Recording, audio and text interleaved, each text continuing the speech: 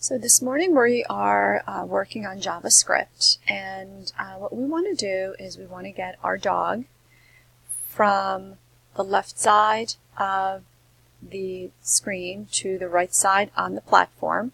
So if he were inside a house, and then he would have to go exit through the door and come down and land on the platform. So if I run this JavaScript, you will notice that the dog does not.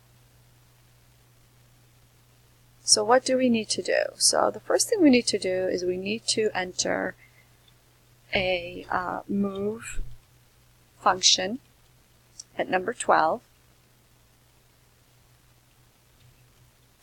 And so then let's see what happens when we run it.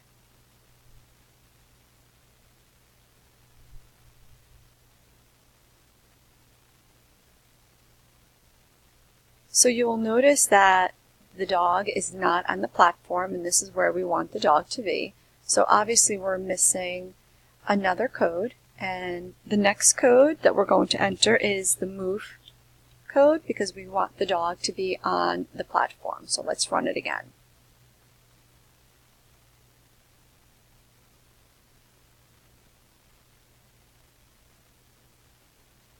And there we go.